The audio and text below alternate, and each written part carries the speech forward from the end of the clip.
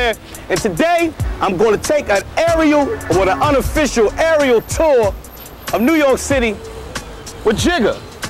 Jay-Z, he got the new album, Hard Knock Life, coming out. So we're going to talk to this cat. We're going to find out what's going on with him. What actually makes up the Hard Knock Life? All right? So y'all stay with me. We holding it down today on Rap City, okay? Okay.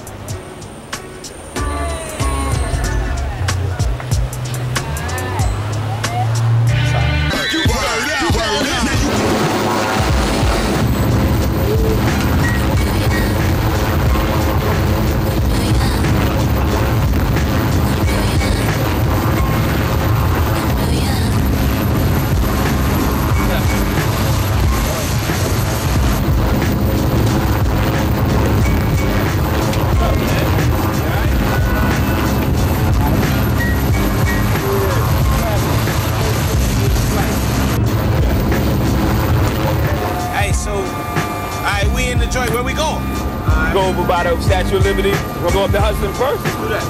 Hey, my man, you want to go over up to Hudson? The president in town, you can't drive around right now. Exactly. You know? Now, the name of this joint is Volume 2, Hard Knock Life. Yeah. Now, why is you name it that? I just wanted to really just get into like all the hardships and all the things that you know you have to go through to get to this point. People think you just wake up and you know what I mean, as soon as you get a deal or as soon as you put out a record that you're just successful. You know, that's the biggest myth going on right now. With Volume 2, you know, it was just that life. I was just, I was more in terms dealing with the life of everything, at this point. You know what I'm saying? You can't get to this point unless you have this, you know what I mean? You have to just cover the whole spectrum. So instead of taking a lifetime and then just going to outer space, we brought it right back to the ghetto, to the hard knock life. To the people. But I feel like I'm the representative for like a whole bunch of people out there, who don't have this forum. You know what I mean? Who may, talk eloquently, but they don't know how to put it in rhyme form. Right. You know what I'm saying? And I just have that talent, to put it in rhyme form and speak. All I'm doing is taking their words and their conversation, the conversation that I'm having every day, and just putting it in the rhyme form, and I'm that voice, I'm that cry from the ghetto. All right, cool. When we come back, we want to talk about your rhyme style, your voice. We want to talk about some movies, some acting. Y'all stay tuned. We hold it down. Well, actually, we flying. Y'all stay tuned. Yeah. Let's see. Some people are saying the heir to the throne. Some people are saying the hottest. Some people are saying the most slept on. Yeah. How do you write these things that come so? How do you write these? I mean, not just how do you come up with. How do you write it? I stopped writing rhymes like writing them for. I didn't write the whole. None of my albums. Actually, I wrote the second verse to Can I Live in the studio. And everything else was just done. Like, it just done straight off memory. Like, cause when I was growing up, I didn't have it. I was running around so much, I didn't really have time to sit and just write and just write and write. You know, as a youngster, I wrote all the time. I used to be at the table just writing and writing and writing. But then when I started, teenage years, start running around, I had to memorize, write on a paper bag, stuff it in my pocket, and then, get home to transfer it to the big book. You know what I mean? And then after a while, doing so much of that, it just come exercise to memorize these lines, because most of these lines were coming to me while I was out on the street. Right. You know what I'm saying? And after a while, I just got into a habit of just memorizing until I get to the studio and just putting it down. So you don't even write these joints down? Nah, not at all. You heard it first on Rap City. You don't even write rhymes.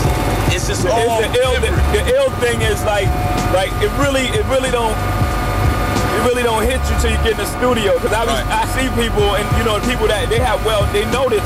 You know what I mean? People that I work with, they notice.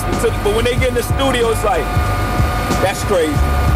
Like when you rhyme and people listen to your rhymes, and I've listened to them time and time again. It's not from a perspective of I'm the baddest MC. It's more like I'ma just say what I say. But for the most part, I'm really just telling a story.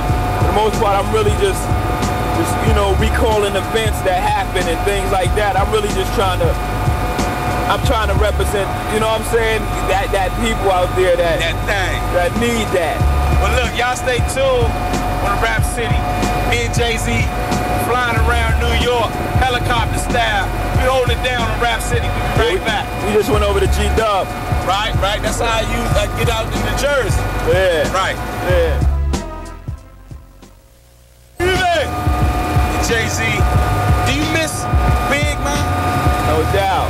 I mean, I was like, you know, most of the time, like, you know, everybody has their little clique or whatever, and then when, it's very rare when your clique and another person clique and everybody just, you know, everybody's cool. You know what I mean? It ain't not just me and Big, but Ty and D-Rock and C's and Dane. I mean, everybody really clicked. So that was a unique situation. I miss not only Big, but that whole situation, because that was, you know, me and him, you know, we was the glue for that whole thing. You know what I mean? We still tight for our C's and D-Rock and Kim and everybody, but, you know, that very important part right there, you know what I'm saying? I read, like, after, like, interviews, and I got to talk to him right before he passed, and he really respected you as an MC. I mean, as far as skills was concerned, everybody be like, well, who do you listen to? Like, Jay-Z. Yeah. About y'all bounce off each other. Exactly. Was it the same with you? Exactly. You know, you had that one person that you just like, yo, every time you hear a song of his, I remember hearing Who Shocked You and just going home and just like, man, I gotta zone out. I gotta do something, right? You know what I'm saying? Or you're just that person that just keeps you going, that just drive you to just make new and better things. And when we did Brooklyn's Finest together, that really that set off the whole thing. And I think if he was saying, you know, he'd be proud of what was going on. Yeah. I think he'd be happy with the progress of the skills, how you keeping mic skills alive. Right. I'm sure of it, you know what I mean? I think about that all the time, like, you know? So, I'm just keep it going, you know what I mean? And then we got a whole, you know what I mean? I represent for everybody, but that Brooklyn thing, you just gotta hold it together, you know what I'm saying? And just that's where we from. You know what I mean? Where I'm from, Marcy, son. Marcy. I feel you. This is a question like everybody would ask. If he was here, what would y'all be doing? We're gonna do a joint. See them Twin Towers? That's me and my man right there. That's just ill that we just go over that right there, right? Y'all the Twin Towers. Yeah, we'd have been doing the commission right now. We'd have been working on the album, because before he passed, you know, we was you know, setting it up. You know what I'm saying? Me and him being a major parts right there, and then just build a team around us and just call it the commission. You know what I mean?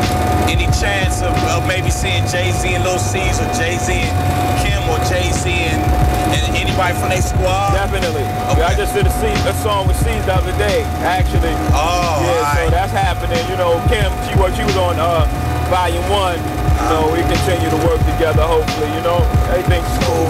Hey, we come back, we're going to get into the Hard Knock Life, Volume 2. What's actually going on with that? Hard Knock, we got to go over Brooklyn.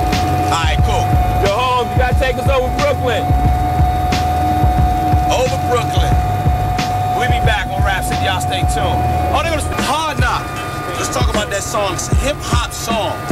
No doubt. This is a straight, it's not even a hybrid. It's straight hip-hop. Yeah. But it's got the little kids in it. Yeah. I'm saying, what made you? It was just like, as soon as I heard that song, like it related to the ghetto so tough. Instead of treat it, we get tricked.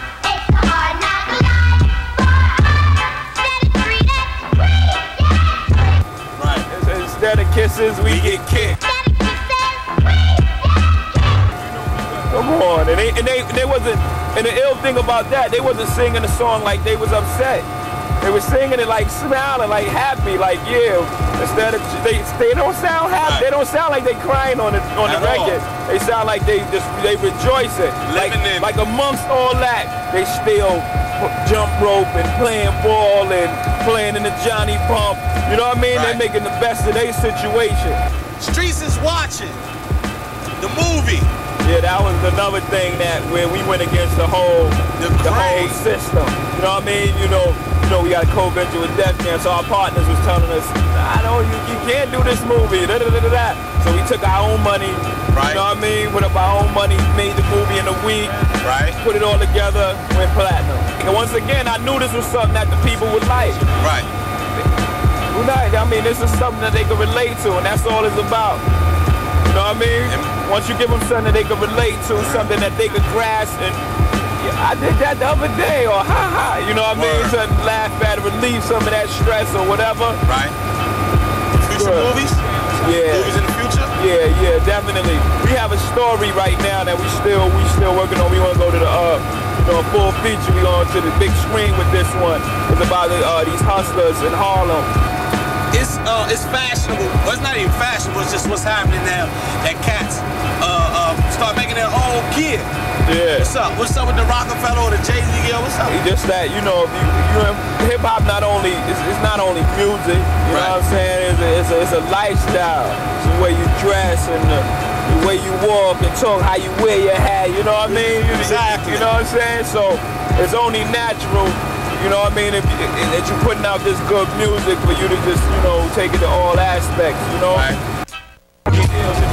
Rockefeller Records has been good to me. Like when we came into this business, like we knew we didn't want to do things the typical way. Because we wasn't coming with the typical artist, you know what I'm saying? We wasn't coming with the typical music. So we just wanted to put things in our hands. So if we fail, it's on us. You know what I'm saying? Just where did the idea form before it was fashionable? Right. This is before it was fashionable. Right. To just go in as an MC and with some partners and take what you're making right here and turn it into a business. In the beginning, it was like, okay, we're gonna get a deal. And then, through the frustration of going through the labels and seeing the A&R in that position, like, what are you doing? You in Bentleys every day. You don't know nothing about this music. How could you possibly know what's going on? And seeing the people that was in the A&R position, you're like, nah, something ain't right up there. I can't mess with that. So we was like, boom, we're gonna do a video. We went to St. Thomas, we did a video. So we like, we did that video ourselves, and we got this buzz, and we got that exposure. Why can't we just do the whole thing ourselves? Why can't we just do a record company? Word. And we was like, yo, let's go. We started out real small, going to the store. I was going to the store myself and dropping $200, $300 worth of records there, leaving on consignment. Come back my little $300 and put it there again. Like we literally was driving our cars going around. Dane would hit the Bronx and Harlem. You know what I mean? I was hitting Brooklyn and Queens. Word. And we just took it from there. You're a pretty successful business person, man. Yeah. You know what I mean? It's you turn it into a legitimate business. Right. And now you're working with the likes of cats like JD, who also saw opportunity to say, boom, let's make this happen. How do you think big record labels are going to react to cats like that? When it comes that day when we get a little more intricate with it, we go for distribution and things like that.